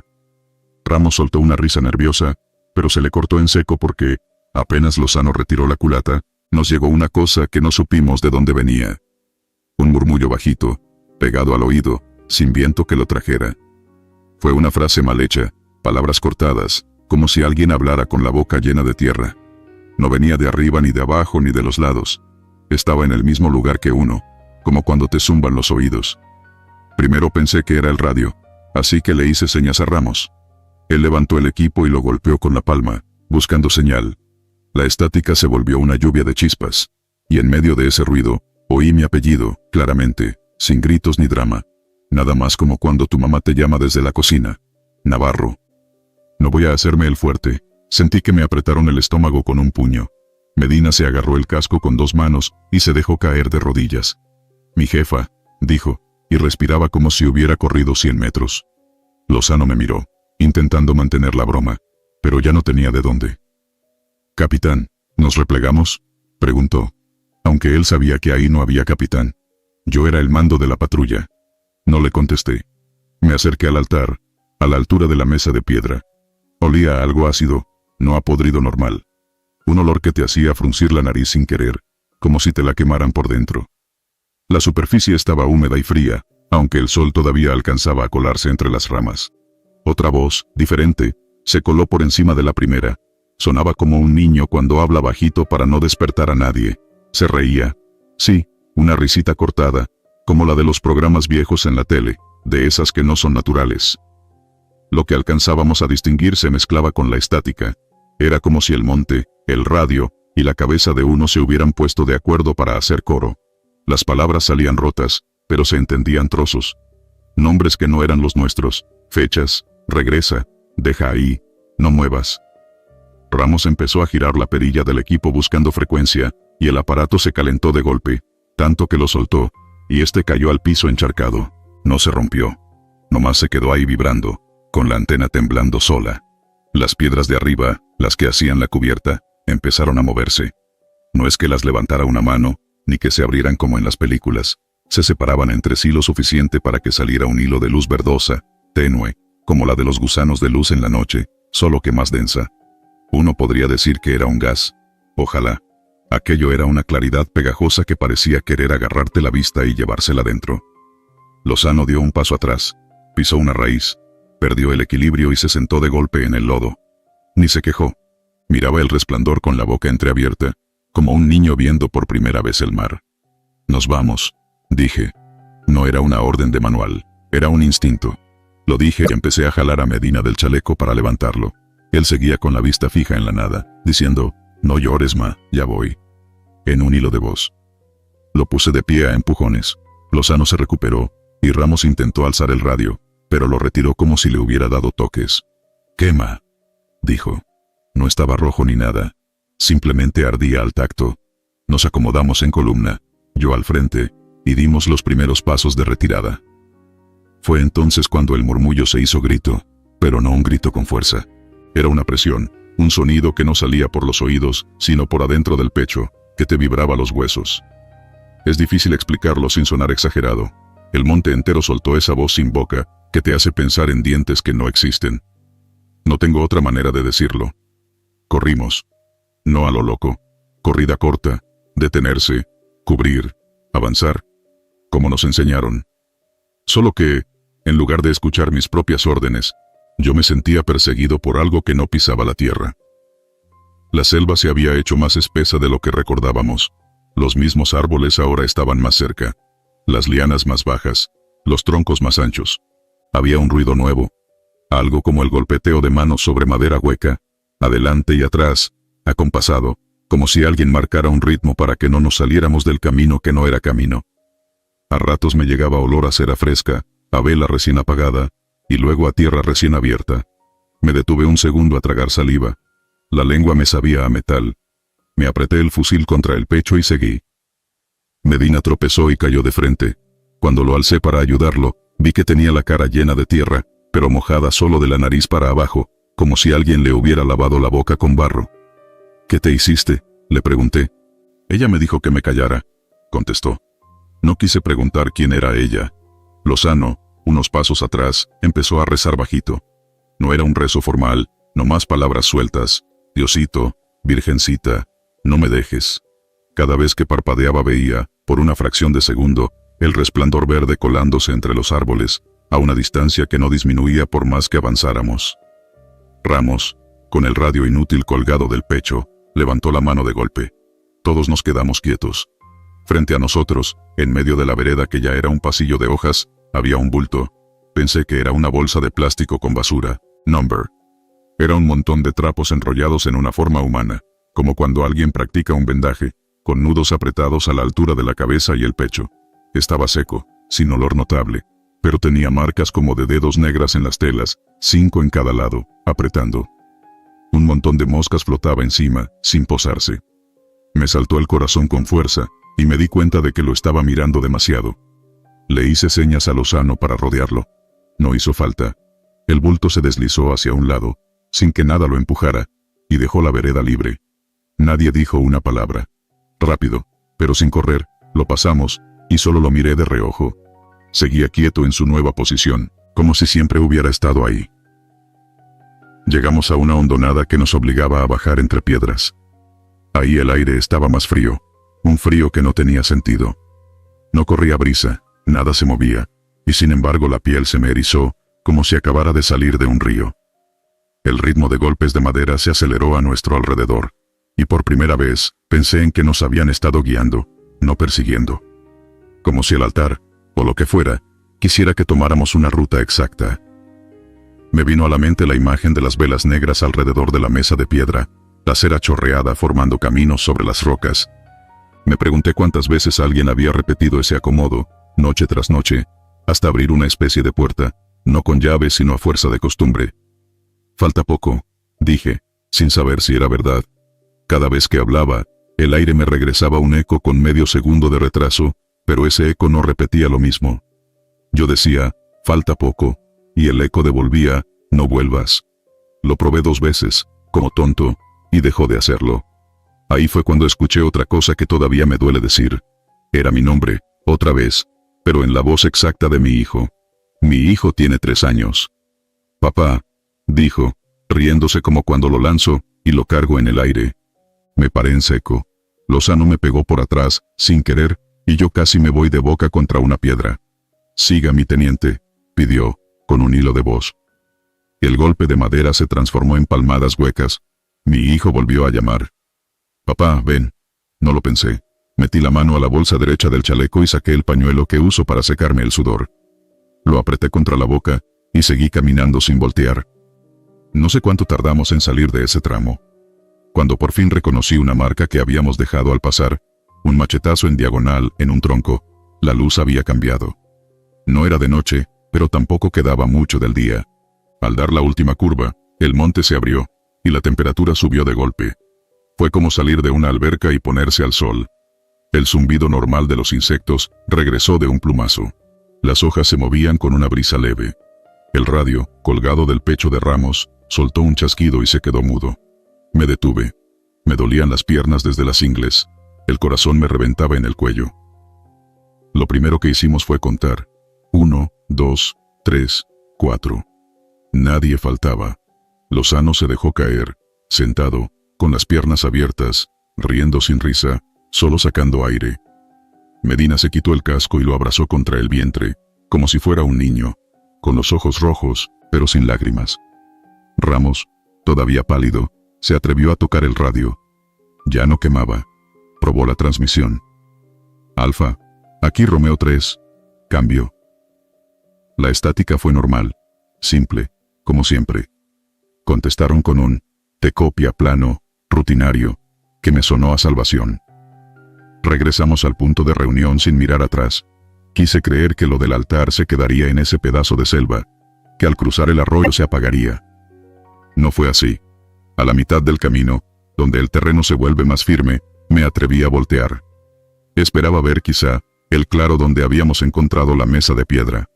No estaba. Solo tierra removida, ramas rotas, huellas nuestras cruzándose como si hubiéramos caminado en círculos. Me dio un frío en la nuca que me llegó hasta los hombros. Llegamos al vehículo y yo mismo tomé el volante. Nadie habló en todo el tramo hasta la base. El parte oficial quedó escrito feo, como siempre que uno no puede decir lo que vio. Evidencias de rituales de procedencia indeterminada, alteraciones auditivas asociadas a estrés térmico, fallas intermitentes de radio por humedad. Firmé con el mismo bolígrafo de siempre. Al entregar el reporte, el capitán, ahora sí el capitán Realme, preguntó si necesitábamos visita al servicio médico por exposición. Le dije que no. Mentí por prisa, por orgullo, por no quedarme pensando en la sala de espera con el olor a cloro. Esa noche me bañé 2 veces, y aún así, cuando apagué la luz de la habitación, me llegó a la nariz el olor a cera fría. Lo juro. No duró ni un segundo, pero fue claro. Me tapé la cara con la sábana como si tuviera 10 años. Tardé en dormir. Cuando por fin me estaba yendo, escuché otra vez la voz de mi hijo diciéndome, «Papá». Contento, no espantado. Abrí los ojos y el cuarto estaba a oscuras, en silencio. El aire no se movía. Me quedé sentado en la orilla de la cama hasta que amaneció. Han pasado meses, y la selva, con todo y sus ruidos y su vida, se me quedó distinta. Uno aprende a reconocer lo normal: hojas, agua, pájaros, hasta el ruido que hacen los insectos cuando se amontonan. Lo de ese lugar no era normal. No era psicológico, ni sugestión. Era trabajo de manos humanas, sobre piedra vieja, repetido tanto que le abrieron camino a otra cosa. No sé si decirle puerta, pasillo, o foso. No sé qué tradición, o qué coraje hubo ahí antes, ni quién encendió esas velas por primera vez. Sé que tocamos lo que no debíamos, y eso nos contestó con nuestras propias voces. Si alguien que no me conoce quiere pensar que exagero, adelante. Yo mismo, al contarlo, me escucho como los viejitos del ejido cuando hablan de luces en el cerro, pero he aprendido a no reírme de lo que no entiendo. En la selva hay cosas que se dejan ver poquito, apenas lo que necesitan para que uno entienda la indirecta. Si alguna vez encuentran algo parecido, una mesa de piedra baja, trapos con nudos, cera negra, frascos con líquidos que ya no son nada, hagan caso al cuerpo cuando se ponga frío de golpe. Retrocedan despacio. No llamen. No toquen. Y si escuchan que alguien querido les habla con confianza, no contesten. No es él. No es ella. Es la selva devolviéndoles una voz para que se queden. Yo ya entendí mi error. Ese altar guardaba algo. No sé si lo despertamos o si solo nos volteó a ver. Pero sé que cuando te mira, después te reconoce, y en la noche te llama por tu nombre como quien te conoce de toda la vida. Y lo peor, lo hace con cariño. Ahí está el truco, ahí está el peligro. Campamento del Espejo.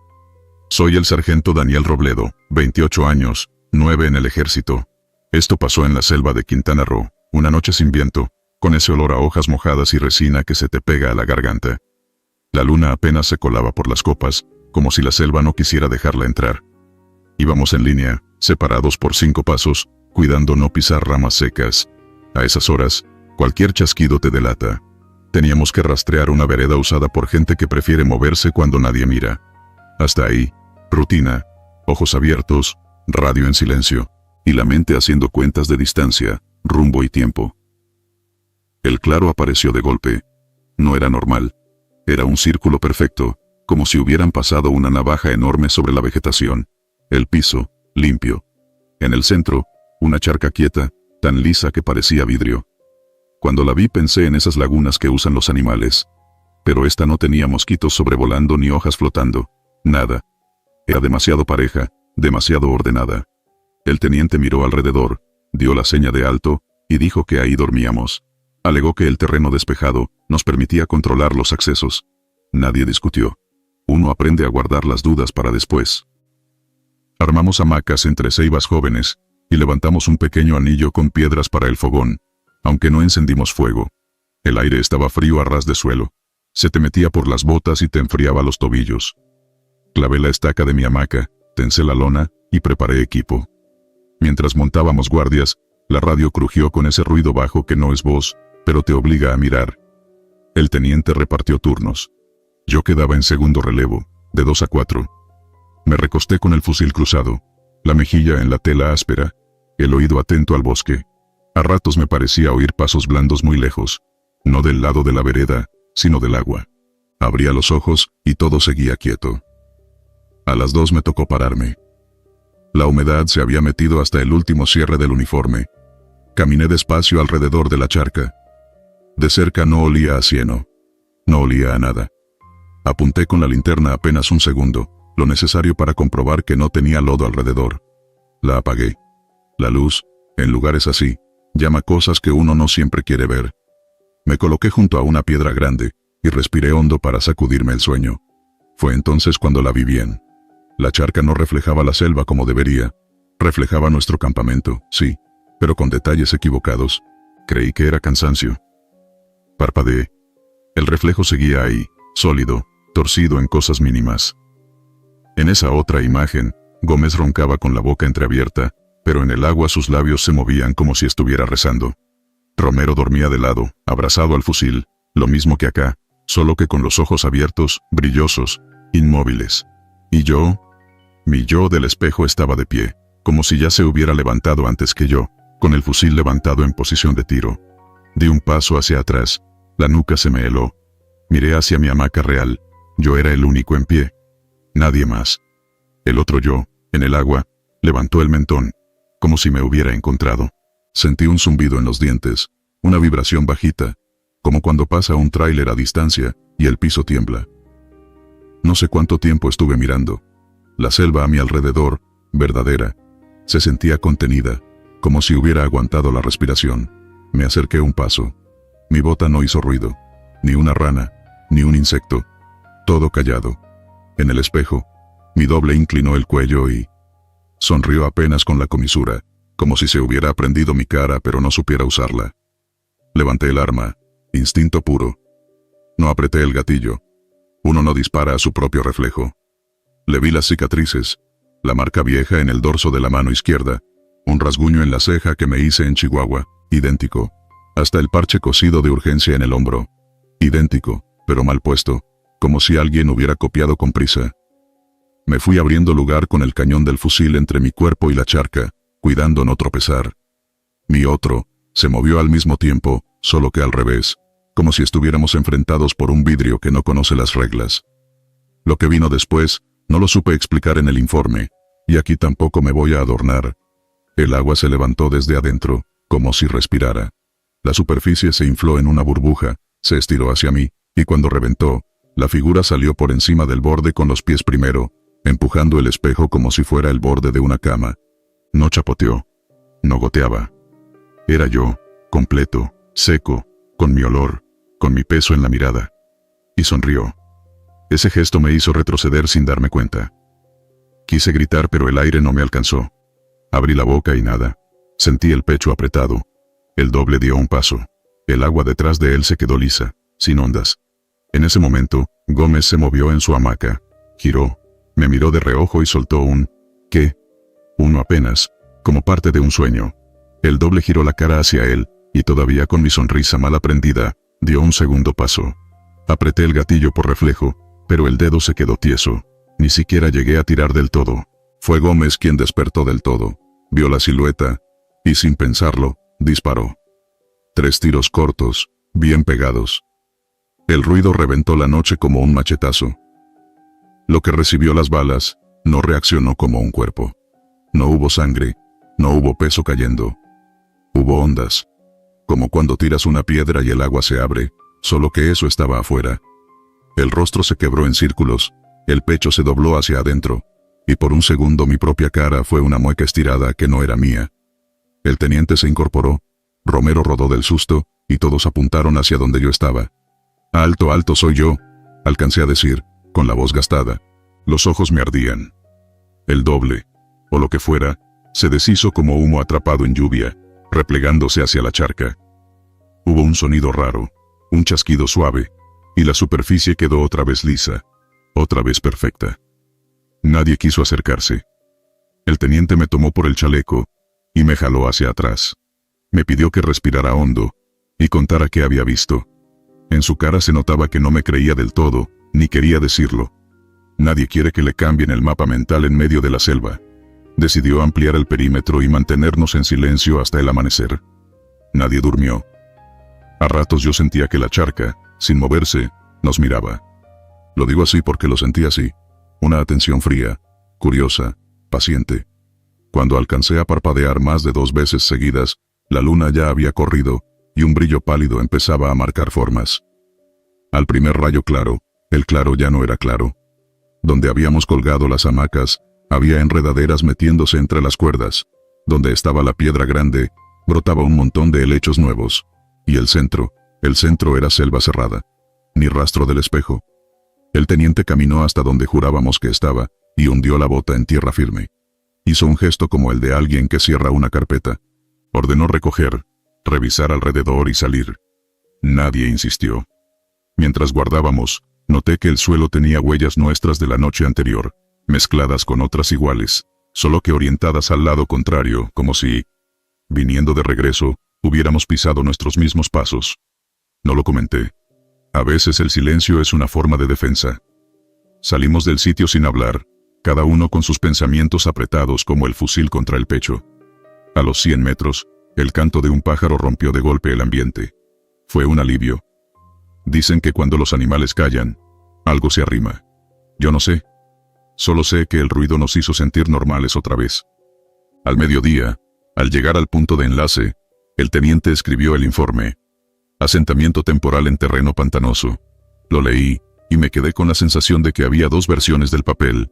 La que decía eso, y la que decía lo que yo había visto. Firmé. Más tarde en la base, lavé mis manos con jabón fuerte. El olor a resina no se iba, y debajo de la marca vieja en el dorso, me pareció ver una línea tenue que no recordaba. Esa tarde evité el espejo del baño. No es broma. Abrí la llave, me mojé la cara, pero no quise mirarme. La idea de encontrarme a mí mismo con esa sonrisa mal copiada, me hacía apretar los dientes. Esa noche dormí mal. Soñé que caminaba por un corredor de agua que tenía paredes a los lados, y que al final había una puerta también de agua. La empujaba con la palma, y se abría sin mojarme. Del otro lado, el mismo campamento, el mismo cielo, pero con los sonidos partidos, como si alguien hubiera grabado la selva, y la estuviera reproduciendo muy despacio. Desperté sudando. Miré mi mano, y seguía siendo mi mano. Pasé el pulgar por la cicatriz. Era mía. Hice una prueba tonta. Sonreí frente a la ventana. No me gustó nada lo que vi. No conté esto por años. No se cuenta algo así en voz alta sin que te miren raro. Pero con el tiempo, platicando con gente que ha dormido en selva profunda, escuché historias parecidas contado a su modo. Un guardabosques que vio su sombra mover la cabeza cuando él estaba quieto. Una bióloga que juró que en un cenote, el reflejo de su lancha, traía un pasajero más.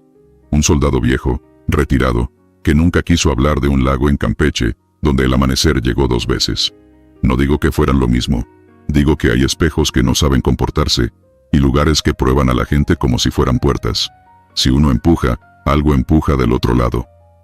Volví a pasar por esa zona un año después. Íbamos de día, nadie en alerta, clima tranquilo. Quise ver si encontraba el claro. No estaba. La selva había crecido como si siempre hubiera sido así. Pero hubo un detalle.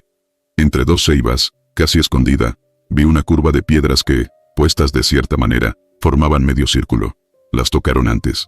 Se nota cuando una piedra ha sido movida por manos, aunque haya pasado tiempo. Me arrodillé, pasé el dorso de los dedos por el musgo, y sentí una temperatura más fresca que lo normal. Me levanté sin decir nada. Seguí caminando con mi equipo. Preferí creer que era idea mía. Si me preguntan qué fue, No tengo respuesta pulcra. Si me ponen frente a un tribunal, no tengo pruebas. Y sin embargo, hay cosas que se saben en el cuerpo. Ese lugar no era un charco, era una copia esperando ocasión. Un molde, si quieren. Algo que te observa hasta que improvisas un gesto que no le sale, y entonces lo intenta. ¿Para qué? No lo sé. Tal vez solo quería ocupar un sitio. Tal vez así funciona su mundo. Se refleja en el nuestro, se asoma, prueba, y si nadie lo ve, cruza. Ese, si nadie lo ve, me ha dado vueltas. ¿Qué habría pasado si Gómez no se despierta? ¿Por cuánto tiempo se habría sostenido mi cara mal aprendida antes de delatarse? Desde entonces, cada vez que acampo cerca de agua, hago lo mismo. Me acerco, pero no de frente. Me pongo de costado, para que el reflejo no me agarre entero, y nunca dejo que la primera mirada sea larga. Un vistazo rápido basta. Si algo se siente demasiado perfecto, un claro redondo, un espejo liso en plena selva, me muevo. No siempre se puede. No siempre la tropa te sigue el presentimiento. Pero uno aprende a negociar con sus miedos y a medirlos como mide el viento antes de cruzar un río. Esto que escribo no es para asustar a nadie, aunque sí para que se lo piensen. La selva no solo tiene animales y veredas torcidas, también guarda lugares que imitan, que te devuelven la mirada con un matiz raro, apenas 1 milímetro corrido. Si alguna vez encuentran un agua quieta en medio de un silencio que no corresponde, no se acerquen como si fueran turistas. Paren, respiren, sientan el peso de su propio cuerpo, fíjense en los detalles, la cicatriz, el parche mal cosido, el gesto que les sale cuando aprietan los labios. Si allá aparecen equivocados, retrocedan. Y si el espejo sonríe primero, ni se les ocurra sonreír de vuelta. No hay peor trampa que verse a uno mismo, y creer que eso nos hace estar a salvo. Yo estuve a un paso de creerlo. Y el agua ya me había memorizado. Cueva de las Lámparas. Soy el cabo primero Andrés Cifuentes, 27 años, 4 en el ejército. Lo que voy a contar no está en ningún parte de incidentes, ni en los comunicados que leen los jefes. Lo vivimos 5 hombres en la selva de Oaxaca, a unas horas de una brecha sin nombre, en un sistema de cuevas que en el mapa aparecía como manchas grises. Dicen que por ahí se escondían grupos armados, y a nosotros nos tocó verificar. Si este video existe, es porque sé que más de uno ha oído algo parecido, y lo ha dejado pasar como si nada. Le pusieron Cueva de las Lámparas, porque así lo bautizamos esa noche sin darnos cuenta. Salimos por la tarde con el calor pegado a la nuca. La humedad nos empapaba antes de caminar 10 pasos. El sargento Hernández, que iba de punta, marcaba la ruta con cinta fosforescente. Atrás de él, el teniente. Yo al centro con Pérez y Ramos. Al cierre, el soldado Vite, callado de por sí. El monte era un laberinto. Raíces que parecían cuerdas, hojas que cortaban como papel mal afilado. Todo vibrando con insectos que uno ni ve pero siente en las orejas. Cada cierto tramo, el teniente hacía alto, revisaba el GPS malo que siempre nos dan, y movía la cabeza como aceptando que íbamos a ciegas, aunque siguiéramos avanzando. Tardamos más de 1 hora en encontrar la boca de la cueva. No era un arco bonito de foto. Era una grieta vertical entre 2 piedras enormes, con un aliento frío que nos golpeó la cara. Ese cambio brusco de temperatura me despertó de golpe. Afuera, la selva sonaba viva. Adentro, el sonido se apagaba, como si lo chupara la tierra. Encendimos las linternas. El teniente dio la orden de entrada con la mano. No habló. Allí adentro uno aprende a usar señas, porque la voz se queda rara, pesada. Cruzamos la línea de sombra, y la luz del día desapareció como si nos hubieran echado una manta en la cabeza. Ahí fue donde vimos lo primero que no cuadraba. En las paredes colgaban lámparas antiguas, faroles metálicos, de esos que usan aceite, todos oxidados, con el vidrio opaco por el humo. Y no estaban muertos. Tenían llamas quietas, de un azul pálido, sin chisporroteo, como si flotaran en agua. El sargento se quedó mirándolas, y me aventó una seña de ni las toques. Aún así, el calor que soltarían unas llamas normales no estaba. Nos acercabas la mano, y no quemaban. Pérez susurró un «no mames», que retumbó en pequeñito, y se perdió. Alguien más habría salido en ese momento. Nosotros seguimos porque eso dice el manual. Objetivo claro, caminar. La caverna se abría en una panza grande con techo alto. El suelo, resbaloso, olía a tierra mojada, a algo viejo guardado en una caja. El aire estaba tan quieto que mis propios pasos sonaban como si otro los repitiera a destiempo. Al principio creí que era un eco normal, pero noté que el paso que regresaba no coincidía. Era como si alguien nos imitara 2, 3 metros atrás, cuidando no pisar encima de nuestras huellas. Me dieron ganas de voltear, pero me aguanté. Uno aprende a no tener ojos en la nuca para no contagiar miedo. Nos metimos por un túnel lateral. Había marcas en la roca, cortes rectos, marcas de cincel. Tal vez mineros, pensé. Aquí y allá, ganchos clavados como para colgar equipo. Y cada 10 metros, otra lámpara azul. El teniente levantó el puño y todos nos detuvimos. Señaló hacia arriba. Escuchamos algo leve, como cuando se mueve un mecate tenso. Miré los faroles. Empezaron a balancearse solos, primero apenas, luego un poco más, como si un soplo que no pasaba por nuestra cara los empujara. No había corriente. Eso fue lo que me hizo tragar saliva. Si algo los movía, no nos tocaba a nosotros. Avanzamos otro tramo, y el túnel desembocó en una oquedad más baja. Allí el techo tenía estalactitas cortas que parecía que te iban a topar el casco. El sargento, más práctico que supersticioso, sacó una navaja y raspó el vidrio de un farol. Se quedó con la navaja en alto, como arrepentido. La llama azul se achicó, luego se alargó como la lengua de una lagartija, y volvió a su tamaño. Eso no lo hace el aceite. Sentí un cosquilleo en la lengua, un sabor metálico, como cuando te abres el labio. No había sangre ni golpe, pero el gusto se me quedó pegado todo el rato. Entonces se fue la luz. No nuestra luz, la de ellos. Una lámpara se apagó de golpe, como si alguien la hubiera pellizcado. A los 2 segundos, otra. Luego otra, más lejos. Las llamas fueron muriendo una por una, hasta que la oscuridad nos cayó encima. Yo reaccioné automático. Linterna al frente, foco al máximo. El cono de luz rebotó en la pared, y me dejó ciego un instante. Cuando mis ojos se reacomodaron, vi lo que todavía sueño a veces. Rostros. No esculturas bonitas, ni relieves trabajados. Eran caras humanas que asomaban de la piedra, como si la roca se las estuviera comiendo a la mitad. Frente, pómulos, labios tensos, y los ojos. Los ojos abiertos, fijos, con un brillo tenue. No de vida, sino de algo que solo quiere ser visto. No sé si eran 20, 30, o más. Estaban alineados como en una misa torcida, mirando hacia el túnel.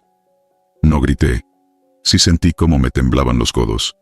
Pérez, en cambio, jaló el gatillo por puro susto.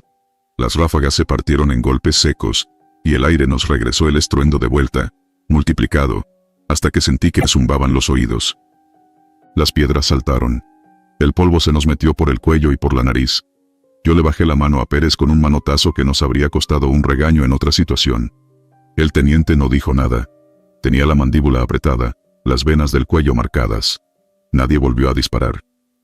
Las caras no cambiaron, pero sus bocas empezaron a abrirse y cerrarse. No hacían ruido. Era como ver gente hablar desde detrás de un vidrio grueso. Los labios formaban palabras cortas, repetidas, que mis ojos querían entender, y mi cabeza rechazaba. Quise decir, retirada, y me salió apenas un aire. Y ahí, como si la cueva hubiera aguardado ese instante, algo retumbó. No era un derrumbe ni una explosión. Fue un sonido grave, profundo, que se sentía más en los huesos que en los oídos, como cuando uno pega la frente a la puerta de una iglesia y oye el órgano desde dentro. El piso vibró levemente.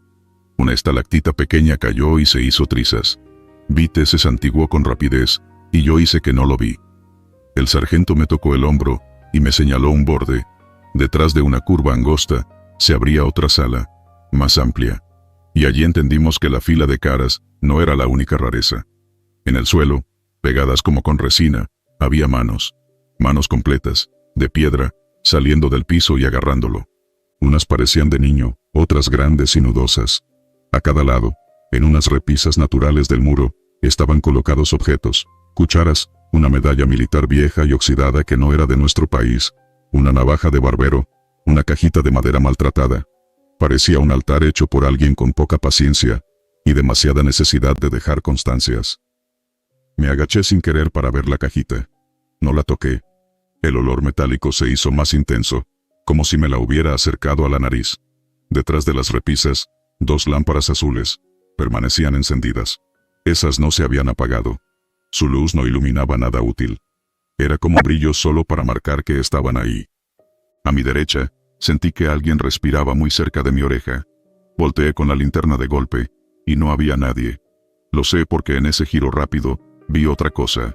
A 1 metro del suelo, en la roca, como una burbuja endurecida, había una silueta pálida de 2 manos pegadas, palma con palma, como rezando. «Nos vamos», dijo el teniente al fin, con voz ronca. Nadie discutió. El plan cambió de inmediato. No íbamos a rodear, ni a marcar puntos, ni a tomar medidas. La instrucción era retroceder, marcar salida y avisar. Empezamos a andar, y allí se sumó otra anomalía. Cada vez que dábamos 3 pasos, las lámparas azules, las que aún vivían, parpadeaban en serie, y el parpadeo avanzaba detrás de nosotros, a nuestra espalda, como si algo o alguien nos fuera cerrando. Hubo un momento en que se apagaron todas de nuevo. En esa oscuridad cerrada, sentí la mano de Pérez en mi chaleco, buscando no perderse. Yo iba con la linterna alta y el dedo índice duro, preparado para el gatillo que juré no tocar, a menos que me arrancaran la mano. No sabría decir cuánto tardamos en llegar a la entrada. El tiempo adentro no corre igual. Sé que, de pronto, el teniente detuvo a todos, levantó el brazo, y señaló con la linterna hacia el frente. La grieta por donde habíamos entrado estaba allí, pero era más delgada, más angosta, como si la piedra hubiese crecido. La luz de afuera parecía de madrugada aunque, según mi reloj, no había pasado ni 1 hora. El sargento avanzó primero, de lado, apretando el fusil contra el pecho. Pasó. Luego Pérez, que se atoró con la antena de la radio, y la arrancó sin querer. Yo me metí con los hombros agachados, y sentí como la roca me raspó el casco. Al salir, el aire de la selva me supo a fruta verde. Vite fue el último. Después de él, el hueco se veía igual que antes, ni más chico ni más grande. Uno podría pensar que lo imaginamos, pero no. Los cascos tenían polvo de roca, y los brazos, arañazos. Nos alejamos unos metros, y nos detuvimos a recuperar aire. El mundo de afuera continuaba en su rutina. Grillos, el crujido de hojas, alguna rama que caía por su cuenta. Parecía una burla. El teniente ordenó regresar con refuerzos. Dejamos marcas dobles de cinta y un par de rocas apiladas para localizar rápido. Volvimos al campamento improvisado antes de que anocheciera por completo. Nadie dijo nada en un buen rato. Cuando el sargento nos repartió café cargado, me temblaron los dedos sosteniendo el vaso. Olía a vaso de plástico caliente, a humanidad simple. Y me dio un poco de vergüenza estar tan contento por algo tan tonto. Al día siguiente nos acompañaron 9 elementos más, y un guía local, un señor seco, de piel curtida, que nos miraba sin fiarse. No le contamos todo, solo lo justo para que supiera a dónde íbamos. Dijo que por esa zona, hace muchos años, se metían hombres para sacar piedra verde y metales raros, que algunos ya no salían, y que los viejos les prendían velas para que encontraran camino. Nadie le contestó. Caminamos en fila, atentos, con esa mezcla de miedo y orgullo que da volver al lugar que te dobló la rodilla. Llegamos a la grieta antes del mediodía. Entramos. Adentro, la cueva era una cueva sin historia. Paredes húmedas, manchas de cal, charcos discretos. No había lámparas. No había ganchos. No había repisas con objetos. El túnel que recordábamos parecía otro, más corto, sin sala ancha, sin fila de caras. Caminamos hasta donde, según nosotros, debía empezar la zona amplia. Solo había un cuello estrecho que se cerraba a los pocos metros. Los nuevos nos miraron con cara de ¿y? El teniente nos miró a nosotros, uno por uno. Nadie bromeó. Nadie quiso que aquello fuera una broma. Registramos por horas, midiendo, mapeando, tomando fotos que no mostraban nada distinto a cualquier cueva. El guía local nos observó el rato suficiente para decidir que no íbamos a encontrar lo que él también sabía que existía. Al salir, se quitó el sombrero, escupió al suelo, y dijo bajito, «No vienen cuando hay mucha gente». Le pedí que explicara. Contestó con otra frase medio en broma, medio en serio. «Todo lo que luce se cansa si le apuntan tantos ojos». Nos quedamos con eso. Volvimos al puesto de mando, y presentamos un reporte medido, con palabras correctas. No se encontraron indicios. Posibles fenómenos visuales, causados por falta de oxígeno. Recomendable evitar depósitos de gas. Lo de siempre. El médico nos hizo una revisión express. Pulso, pupilas, una pregunta molesta sobre consumo de sustancias. Todo en orden. Esa noche no dormí. Cada vez que cerraba los ojos veía las bocas mudas abriéndose y cerrándose, Los faroles moviéndose como péndulos, el brillo fijo en ese montón de ojos que no eran ojos de persona, sino de piedra mojada que quiere recordar algo que ya se le olvidó. Con el tiempo, la historia se corrió de boca en boca. En otra unidad la contaron distinto, que escucharon cadenas, que una mujer les habló desde la pared. En otra, que una jauría sin patas los olió desde el techo. Yo no peleo por la versión. Solo sé lo que nos pasó a nosotros, y por qué a esa cueva le quedó el nombre. Si en el camino oyen de la cueva de las lámparas, así fue como arrancó. 5 hombres caminando hacia adentro, lámparas azules que no quemaban, caras pegadas a la piedra, un rugido que te vibra por dentro, y una salida que se encoge cuando más la quieres abierta. No sé qué era. No quiero ponerle etiqueta.